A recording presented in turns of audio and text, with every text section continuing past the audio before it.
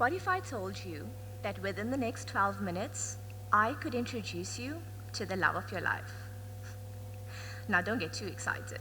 It's not your ex, it's not your current partner, and it's definitely not the person that ghosted you.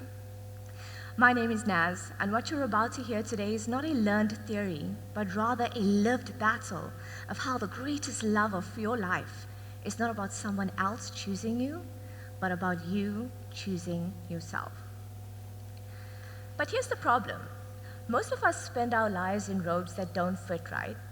They're either too big, they're too heavy, or they're stitched together with everyone else's expectations. And we drown inside them. I remember going to court once, robes on, files in hand, ready to argue the law, when the security guard stops me, looks me up and down and says, "I'm sorry, sweetie, but are you lost?" Now, I'm 34 years old, a qualified attorney and notary, and apparently I still look like I came to court with my parents. And maybe it's because I'm short, maybe it's because I'm female or brown, or maybe it's because I don't exactly fit this picture that you think of when you think corporate lawyer. Now, do I look like someone who can tell you everything about quantum physics? The truth is, I can tell you nothing about quantum physics, but that's not the point. What I can tell you about is contracts, litigation, the law, taxes. But do I look the part? Ooh, wait.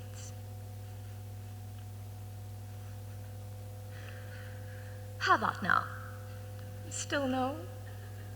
And let me tell you, it's not just in courtrooms where people felt like I didn't belong. In love, I was never the first choice. I was the option. Just the girl who came from a good home. I was never this tall, beautiful woman that people fought for. And in my career, I wasn't expected to succeed. I was underestimated before I even opened my mouth. And in life, well, let's just say that my friendships showed me some very life-lasting lessons. So my life was a movie, and I was the side character in everyone else's story. Basically, I don't ever think that I was anyone's first choice, and can you blame them? I wasn't even my own. So 3 years ago, someone told me that in order for other people to love me, I had to learn to love myself. And I remember thinking, man, that's so cliche. And who really listens to that sort of nonsense nowadays anyways, right? But it makes so much of sense. And I'm about to tell you right now why choosing yourself is so epic that it changes everything. You see, how could I expect someone else to choose something that I wouldn't choose? And how could I expect someone else to fight for me when I wasn't fighting for myself? And let me ask you, if you were in a courtroom today and you were the judge, would you rule in your own favor? That was me with the security guard. I was in a courtroom, the judgment was out, and it was not in my favor. She is not enough. But here's the twist. Every time the world didn't choose me, I decided to choose myself. But first, let me confess something. Often, I thought that I was choosing myself, so I borrowed credibility. Literally, I borrowed a body. Don't panic, he is alive. My colleague, tall, white, male, grayish hair, dragged him along to all my meetings. He didn't even have to say anything. All he needed to do was show up and have the look that everybody wanted to see while I did the talking.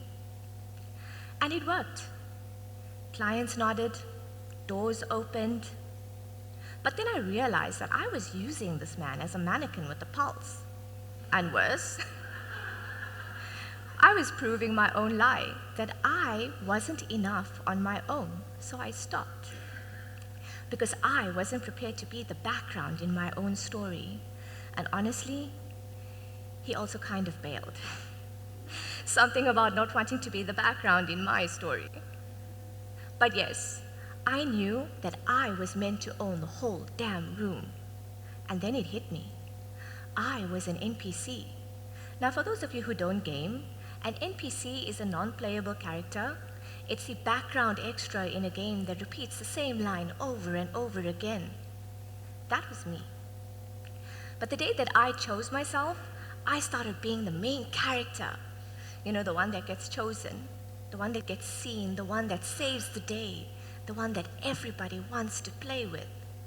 Now you have to understand something, right?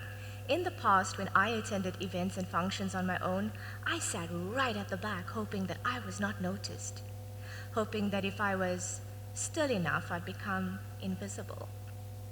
But it didn't work, obviously. I still got asked whether I was old enough to be there, and I still got asked, "Where's my dad?" True story. And this started to annoy me so much that I started thinking about ways that I could turn this insecurity of mine into a sort of a power. So now I sit right at the front row. And I started using things that I thought people would make fun of, my size, to grab attention as my opening line instead of my excuse. I thought, make fun of me and laugh at me all you want, but when you go home, you are going to remember me.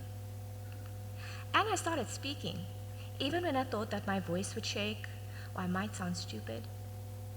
I found a question to ask, or I found a comment to make, just so that I could stand up and have everyone's eyes on me. And I started showing up in courtrooms and in boardrooms and in places and on matters that people like me were not expected to be. And maybe, just maybe, that's what choosing yourself really is. These small acts of love repeated over and over again until we start to believe them. So I realized that I had now turned my greatest insecurity into my greatest weapon. Now when I stood up, I was noticed. Not because I stood tall or because I had a powerful voice or looked like I could stay you out of your job. No. Now I was the 12-year-old talking about cross-border tax. But you know what? It didn't even really matter anymore because this 12-year-old was getting noticed because I was different. The things that I once hated about myself, my size, my differences, was now my hook. And the voice that people once ignored was now commanding rooms, not by force, but by presence. I was once told that I would always be a follower and I'd never be a leader. But yo, look who's on TEDx, y'all. But you know what? These perceptions helped me to discover that these acts of love that I commit for myself by choosing myself is the greatest act of love that I will ever commit. How many of you have ever felt unchosen in life, in love, anywhere? Exactly.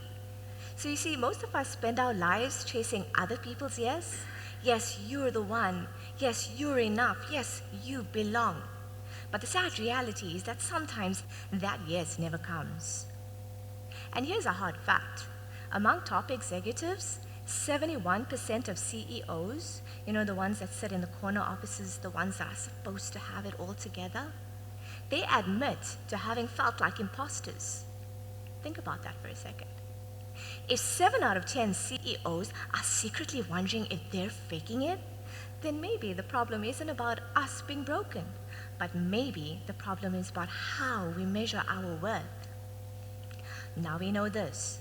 We know that chasing other people's yes is not the answer because we only ever really needed our own. I have wanted to be on a TEDx stage for as long as I can remember. And I can tell you I'm standing here right now and I'm absolutely terrified. But I got given the opportunity and I had to see it through because I said yes to myself because I want to be here. And it doesn't really matter what you're thinking right now. What does matter is that when you go home, you're going to remember me as the short brown girl who firstly told really bad jokes, and then you're going to remember me as the short brown girl who told you to turn your greatest insecurity, no matter what it is, into your greatest power. So yes, I am 34 years old, and yes, I'm still not married, and yes, I still get asked if I want the kids' menu. But guess who's not sitting around and waiting to be chosen anymore? Because maybe, just maybe, my great love story is not out there, but in here. Now I'm going to leave you with this. It's very corny, very cliche, but still very apt. When you go home tonight, I want you to do this. I want you to look at yourselves in the mirror, and I want you to say this: I choose me. And don't whisper it, declare it. Because when you start choosing yourself, you stop being plan B, you stop being background noise, and you stop being invisible. Now, I told you that I was going to introduce you to the love of your life. Every one of you, from this moment on, has become the main character and the main love's interest in your own story. So write it and write it loud.